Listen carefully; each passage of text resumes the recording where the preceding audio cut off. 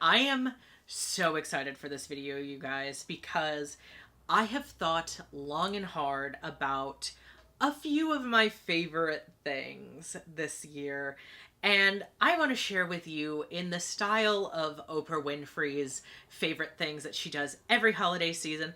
I want to share some of my favorite things. Now, some of these are going to be tangible things, and some of them are going to be intangible things. Some of them are going to be people you can subscribe to, including myself. And some of them are just going to be things like vibes, maybe, like songs, films and TV, podcasts, all that kind of stuff. I'm not here to really sell you on things. I'm not branded. Nobody's paying for this. I'm not here to sell you something. I'm not going to sell you a subscription to BetterHelp. That's not what this is. This is going to be just me talking about some of my favorite things and why they're my favorite things. So let us get started. By the way, if you would like, because I always talk about fandom and because I always talk about fan fiction, I have a plan for my Patreon to discuss a few of my favorite fics that I've either read this year, reread this year, just things that stick with me, because I do have some that I'd love to share with you, but that's going to be a Patreon only. So if you'd like to see that, head on over to my Patreon, patreon.com/NarcissaDeville, where you can get that extra video for only $1. Not a bad deal. Okay, so let's get into my favorite things, shall we? And I'm going to have my phone with me because I need to be able to see, and I can't see without my glasses, so I'm kind of just doing this the best I can. So the first thing I want to talk about, this is going to be in a Jenny Nicholson style numbered list, and I'm also going to break them down by section. So the first section is going to be some of my tech favorite things. First and foremost, I have to talk about this because I did get this year. It came out, I think, last year, but I got it this year, and that is my OnePlus Fold. I love this phone, you guys. Look at, I DIY'd this case. It was just a plain case. I put this thing on here. It's like a planchette that I bought from somewhere else. I put this on there and I put glitter. Oh my God, I love this case. But I just love having a folding phone where I don't know if you can see it. This is all my notes, no spoilers. But I can see them really, really big. It's so convenient. It's so much fun. I love having a folding phone. I think these are the coolest things ever, that you can have a phone that turns into a book, but also turns into just a regular sized phone. It's not an ad. I'm not getting paid by OnePlus, but I really love this phone, and this has to be top of my list. It's not cheap, but if you pay for it over time, it's not any different than a regular phone plan that you're gonna get. So next thing on my list, this one I think is something that a lot of people are getting into again, which is CDs and DVDs. This is particularly tricky, right? Because most of us don't have a CD player anymore. Most of us don't have a DVD player anymore. If you're lucky to still have a Blu-ray, you can still play all of those things.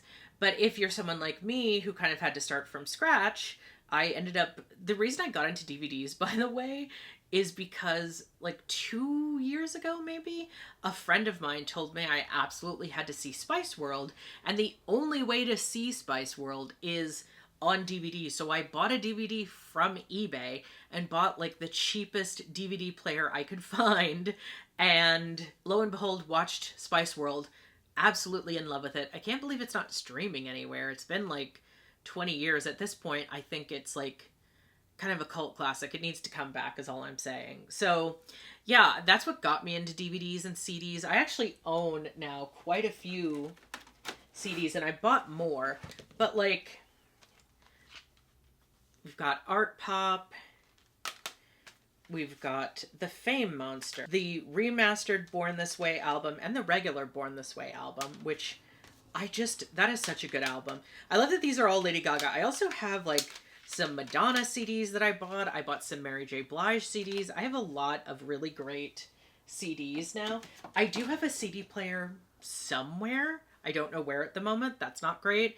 And then I actually ended up buying for myself a vintage. I love how that's vintage at this point. Apple SuperDrive, because they used to come with DVD players. The fact that I just bought a new laptop last Christmas, and it doesn't have, or no, 2 Christmases ago, and it doesn't have a DVD player in it is so insane to me. But it's oh, we gotta make it skinny, so we can't have a DVD player. Oh God, girl, I'm not even going to get into that. Like, they got rid of their DVD player like a decade ago, and I'm still salty about it. Frankly, the fact that my laptop has headphone jack is almost a miracle to me. And I'm actually still pissed off that they got rid of all the USB-A. Sorry, I'm like going off on a tangent of things that like really frustrate me right now. But, and that's not what this video is. This video is my favorite things, not my least favorite things. That can be its own video if you guys would like to see that, because I have some thoughts. But this is going to be my favorite thing. So yeah, CDs, DVDs, I'm totally into it. Now, I will tell you, if you were too young to ever appreciate CDs and DVDs, please note, you gotta be careful with these bitches, because they get scratched, they get real sensitive, they get skippy. That's not something you have to experience on an MP3 player. And that is something that I forgot about, like skipping CDs. And I think that's why like VHS is coming back in some respects. Tape players are coming back in some respects. I actually got the Spice World album on tape. This I think is Spice World on vinyl, because I'm also into vinyl. I'm like having my like vintage moment. I don't know. I would do a VCR player, but I'm not going to do it right now, because obviously it would be a pain in the ass to move with. But something to consider for the future. Maybe 2026. So next, okay, I have to talk about this. And I don't have it with me because I was not prepared for this. But I'm going to put a picture here. And that is the GK Gamma K LK, that is a lot of Ks, 67 keyboard. This is a custom keyboard. Okay, so I got into this because of tech YouTube, right? I got into the whole custom keyboard thing, modding your own keyboards, and I really like saw all these videos. I loved how they sounded. I loved the look of them. And it reminded me of like my youth, right? Like when I was younger, we had keyboards that were click-clacky. They weren't the skinny kind of keyboards that we have now. And so I was like, oh God, you know, I kind of want this. And I think that's why they've become popular, is because everyone remembers them from their youth. If you were like a child of the 90s or the early 2000s, you remember these from your youth, like having physical keyboards that were pretty big. So I got one, and I got this one because it was like on sale. It is plastic, and there are some people who argue like plastic keyboards versus metal keyboards. I think it sounds amazing. It's very well, like, I'm sorry, can I help you? It's very well stocked with like foam, so like it sounds amazing. I also DIY'd it. I love that it came in pink, but I decided to make it glittery. So again, that picture is going to be here. I had a lot of fun stoning it. It's such a fun keyboard. It sounds great. It feels great. On that note, though, if you do want my opinion at all on switches for this keyboard, one thing I have to recommend. I did have the Gateron Milky Yellows originally because I thought they sounded really good, but I ended up trying just randomly the Acco Violet switches. I think they're called let me just double check here. The Acco V3 Lavender Purple Pro switches. And I love those so much better. They sound just as amazing, if not more amazing. But one of the things I noticed with the Gateron Milky Yellows is that sometimes when I was typing, as someone who types for like hours and hours at a time as a writer, and also, you know, learning coding, it was starting to make my fingers hurt. Because like when you think about something like, you know, typing on a MacBook Pro where the keys are like that big, there isn't a lot of like force that's required for your fingers in order to press the keys. But with something like a physical keyboard where it's much larger, my fingers were now having to get used to this again for the first time in like decades, or maybe like a decade and a half. And so it was starting to hurt. But the Acco keys, for whatever reason, I think they have a lower, it's called an actuation point, which is how much force your finger has to use to press down on that key and make it, you know, type something. It has a lower actuation point, and what that means in broad strokes is that it's less force for you and less pressure on your fingers. So it ultimately ends up being a more comfortable typing experience if you're someone who has any kind of finger pain or maybe even dexterity issues, and you're concerned about that, but still want that sort of custom keyboard experience. Just a little tip from me to you, and that is also my fourth thing on my list, which is the lavender, violet, purple pro keys, or switches, excuse me. That was a mouthful.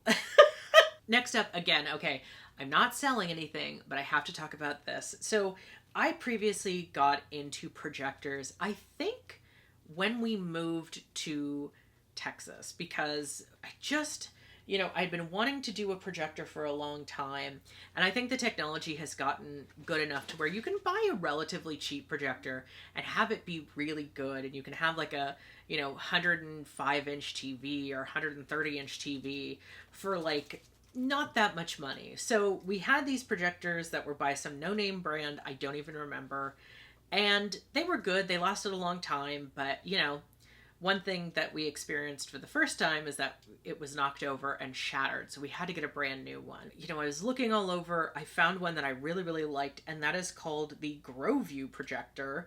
It's so amazing. It is slightly expensive, like you can pay all kinds of ranges for a projector. I think the cheapest one I bought that was still pretty good was like $60, but this one's like slightly more expensive at $130. And I will say the difference in like brightness is incredible. So just something to consider. This GrowView projector, it goes up to a 300-inch screen, which is so fucking cool and so like kind of magical and beautiful, and like I highly recommend it. So just something to consider.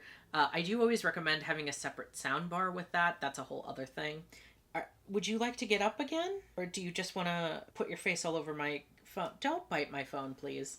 You're so silly. Okay, ow. Okay, so on the tech thing, and this one is not something that costs anything, but since I've been getting into coding, I really have to add Python onto this list because of all the coding languages, and I've kind of explored bits and pieces of all of them.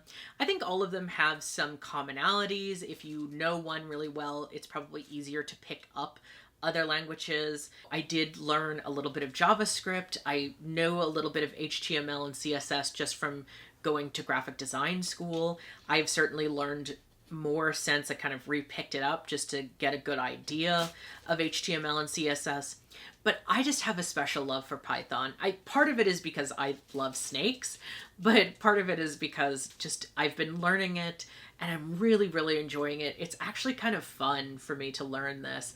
And I never thought that was something I would say about like coding, you know what I mean? Like I may have mentioned, I really believed for a long time that I was not someone who could learn coding or understand coding. Python is largely considered like the easiest language to learn, which I think is a relative term, but like after like HTML and CSS, those are a little more frustrating to learn in a lot of ways, but that's a whole, I'm not going to get into that.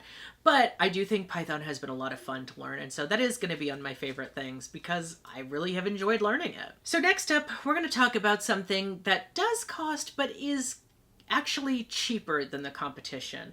And that is going to be the Affinity Design Bundle. So that's Affinity Photo, Affinity Designer, and Affinity Publisher. Now, I've only really gotten more use out of Affinity Photo, and I wanted to kind of shy away from Photoshop. I've been wanting to get away from Photoshop for a while now.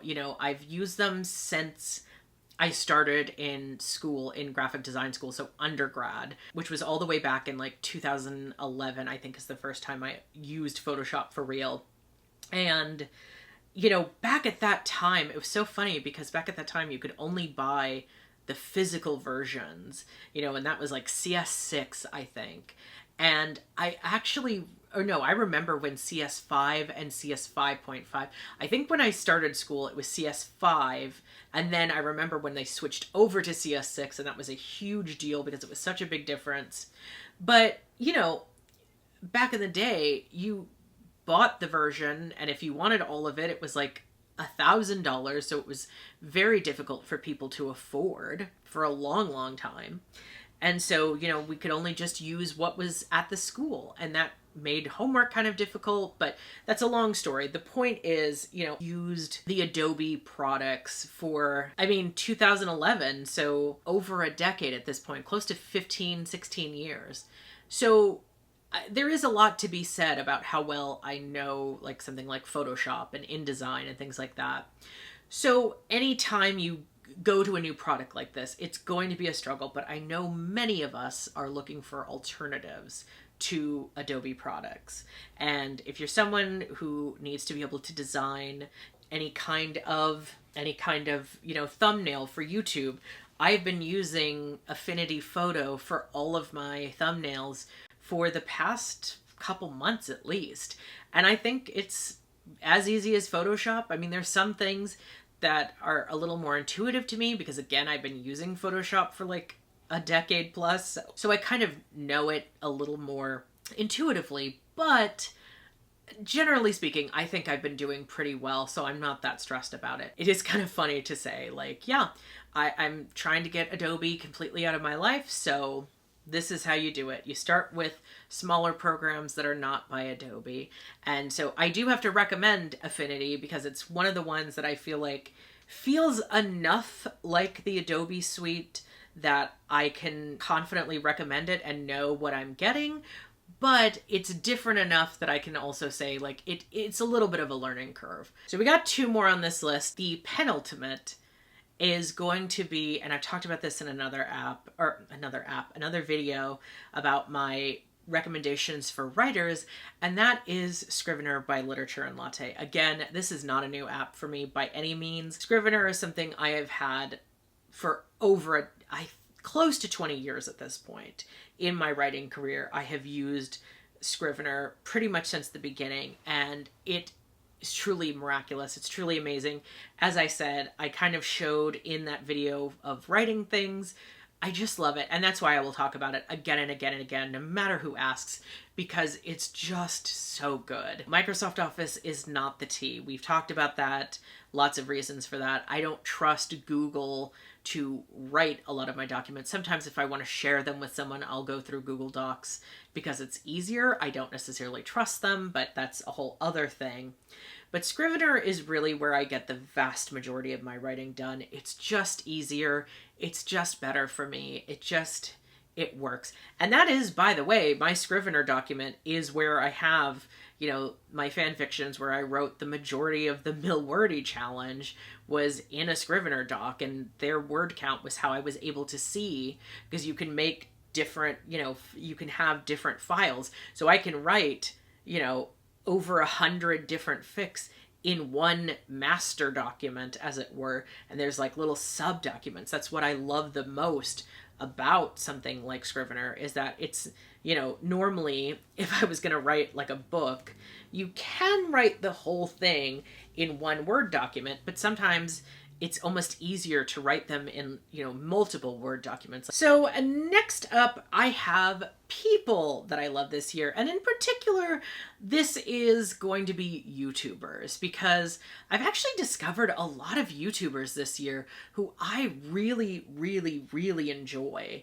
And so I kind of want to share some of my favorites. This is not going to be in any particular order. I've been really bad about saying like number 1, number 2, whatever, but this is like people that I enjoy. So part 2, people. Again, in no particular order, I'm just kind of going, I actually went alphabetically. Most of these are YouTubers. Occasionally, there are people who are not necessarily YouTubers. Some of this is going to be in alphabetical order, some of it's not. I'm sorry. The YouTuber part is in alphabetical order as I found them on my subscriber list, and then sometimes I would remember random people. Number 1 new YouTuber that I am like so obsessed with, and I talk about them all the time, and if she ever finds this, I'm so sorry, because I talk about her literally constantly, but that's Dr. Angela Collier. I don't know what it is. There's something about her videos. Maybe it's the Jenny Nicholson vibes. Maybe it's just that it's fun to like hear her talk about stuff, and just like the dry way she talks about science stuff. It's just so fun for me. And so like I will literally watch her videos and rewatch them repeatedly because I just find them entertaining. And they can, I know this may sound like an insult to some people. I consider it a compliment, but I am just going to say this. I do listen to her videos to go to sleep sometimes. I listen to a lot of different people to go to sleep, but hers I find very soothing. She just has that kind of relaxing voice. Next up, we have someone that I actually found randomly, and that is a YouTuber by the name of Biggest Bennis. And this may surprise you to know, but I actually enjoy a little bit of gaming YouTube. And it just so happened, there's a game that I've never played, but I've seen people play that I think is so much fun, called, and I'm sure you know the game, Thank Goodness You're Here. It's very, very silly. It's very, very English. There's just something about it that's like fun and silly and entertaining. And it so happens that I was recommended through my YouTube this channel where Ben and I believe his partner were playing this game as both someone who is from Northern England and someone who's from Yorkshire, and kind of just seeing like, does this fit? Do these, characters fit with these personalities? And I just found them so entertaining. They are a smaller channel like me, but I just really, really enjoyed them. I highly recommend. Next up, I had to include, it is not in alphabetical order, I'm so sorry, and they're not technically a YouTuber that I know of, but we have to talk about Miss Asia Consent, the winner of season 666 of Dragula. If that is a spoiler, I'm so sorry, you are late to the game. But I was such a huge fan from the jump of season 6 with Asia Consent. I just find her so much fun. I just find her look so stunning. She's so cool. And, a trans icon, and we love to see it. And so I'm such a huge fan. Again, I don't necessarily think she's a YouTuber. I hope she starts a YouTube channel, certainly.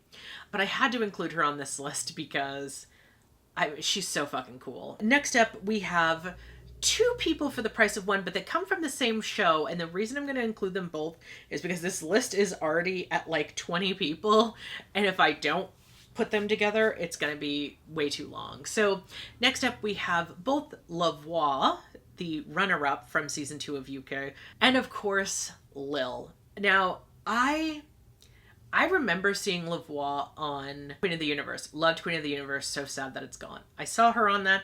I thought she was great. Lil, from the moment that she did that so like both silly and beautiful performance on episode 1 when they did Variety Show, I just was obsessed. I think that's when everyone was obsessed. It was so funny and silly and ridiculous. Lil is so fun. Lavoie is so fun. They were both really made I think all of the queens on the season. And next up, we have the YouTuber, again, we're getting back to YouTube, D'Angelo Wallace. Now, I don't remember how I was recommended their channel. I think it was just a random video that was recommended to me that I happened to watch. They also had one under D'Angelo Wallace. I don't know I remember there's like 3, I think. I don't remember what the third one was called. I found it kind of randomly. But you can subscribe to any of them. All of their work is very good and very poignant and fun. Next up, I have Deja Sade.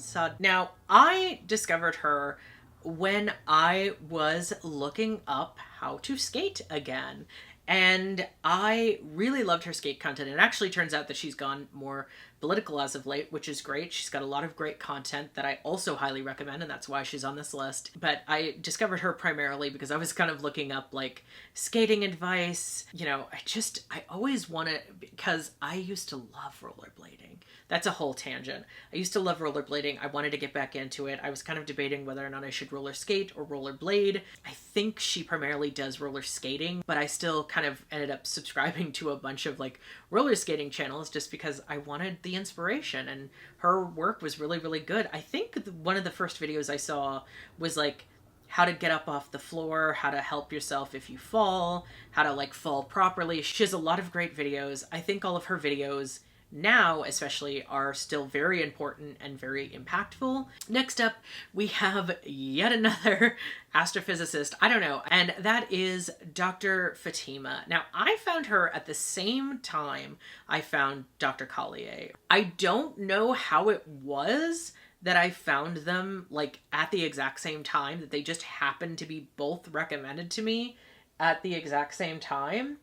But I'm truly such a fan of both of them for different reasons. They do different types. Well, I mean, both of them are science communicators, right? But I just like the odds of finding two different astrophysicists when I am nowhere in the physics world, nowhere really even in the science world. But they were both recommended to me, and just both so fun, so good. Highly, highly, highly recommend. Not the sort of content that maybe one would expect for someone like me. I'm not like in science. I'm kind of more in, I guess, technically STEM with IT and coding, but like that's a whole other conversation. But yeah, I'm such a huge fan. She just did a video about, you know, graphs and data communication. And that's something I've been learning about recently, you know, as part of my statistics class. So it's very, very interesting to see how good or bad data communication can be weaponized, but also can, like, if you're not careful, it's very important that you communicate data effectively, because bad shit can happen. It's a whole video. I really recommend it. It's so good. Next up in the people that I discovered, we have Emma Thorne. Emma Thorne is a fellow YouTuber who primarily talks about themes of like Christianity from the perspective of someone who is very much not a Christian. I don't know if she ever was, but it is interesting to... there's something fun about that. I actually think I discovered her at the same time I discovered Savvy Writes Books, which was also this year. It was another thing where they kind of came in tandem, and I found that I liked them both. I think she does discuss books as well sometimes, and I think that might be... I think they were recommended like one after the other. That might be how that happened. I'm not quite sure. Next, we have Gavin Reads It All. I actually followed them because of a friend of mine who recommended them, because I was talking about the fact that I had only read Wicked, the first book, and I wasn't sure if it was worth it to read 2 through 4 because I didn't really enjoy the snippet that I had read of book 2. And it turns out it's a good thing that I didn't bother reading them, because they're not good. But, you know, that's a whole other tangent, right? So next on the list is a YouTuber. I'm a little late to this part. I'm a little late to a lot of these people. It's just when things are randomly recommended to me.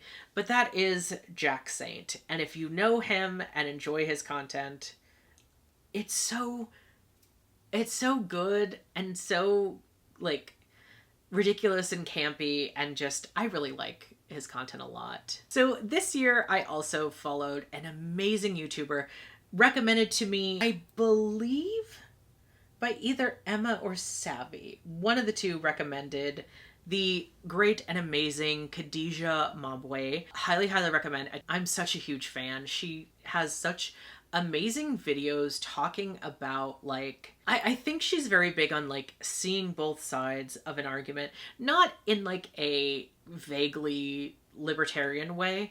I think it's more like trying to hear people out, meet people where they are, and always being comfortable changing your mind about things, changing your mind about your opinions. And I think there's something that's very interesting about her nuanced take, that I feel like nuance is something that's kind of died on the internet as of late. Nuance is something that's kind of died on the internet. I appreciate a YouTuber who promotes nuance and promotes being able to perhaps on certain things be a little more not as divisive. It's so tricky because there are, I feel, kind of, you know, mixed feelings about it, right? It's like, I think there should be nuance, but also on some things, I think it should be clear cut. Next up, we have Lab Muffin Beauty. What a cute name. I discovered them... How did I discover her channel? I feel like I discovered her channel... I think she was recommended by a different channel that I was watching who kind of talks about like pseudoscience and stuff like that. And she basically talks about like beauty pseudoscience, which I think is very, very important and very, very relevant at all times. So that is definitely a channel I highly recommend for those who are in the least bit interested in beauty science specifically, and like how pseudoscience is often used in the beauty industry to make you believe certain things are more harmful to you than they actually are. Next up, we have the podcaster and Twitter. Well, I think they've moved to Blue Sky at this point, which is Matt Bernstein. Their podcast is so incredible, a little bit fruity. I really enjoy it. Well, you know what it was? I think it was because I found his podcast because ContraPoints was on it, and I love anything Natalie has to say, and I think they were talking about J.K. Rowling. And I just had to see what they were saying, and I thought it was really, really good. So that ended up making me subscribe to his channel and also his Twitter, which I'm kind of not really on. I think I have him on Blue Sky. I don't really go on that either. Next up, in the science communication department, we have Mini Minute Man, also known as Milo Rossi. Again, another recommendation that I discovered kind of at the same time as all of the others. I was kind of going on a conspiracy theory debunking deep dive, I guess. Like, there was a bunch of people that I started following because I think it's because Angela did a video talking about conspiracy theories or conspiracy theorists and crackpots who were also physicists, and that got me in a like spiral rabbit hole of like other science communicators talking about conspiracy theories and debunking conspiracy theories. And so I was just down this like kind of fun rabbit hole there. He's more of an archaeological conspiracy theory debunker, but that is a form of science communication. Highly recommend. So next up, we have one that, again, I'm so late on. Another video essayist, and that is Princess Weeks. The fact that I've only discovered her this year is pretty abominable to me. I don't know how that's possible, especially considering the other YouTubers that I'd been following before, like Lindsay Ellis and Natalie and Jenny Nicholson. I feel like Princess Weeks has come up in their content somewhere, but I don't know why I've never watched her content before. I'm a little late to the party, but I really enjoy her. Again, video essayist. Next up, another recommendation on YouTube is, of course, the YouTube channel Queen Coke Francis. If you don't know her, what can I say? Just such an amazing queen, such an amazing makeup artist, such an amazing talent.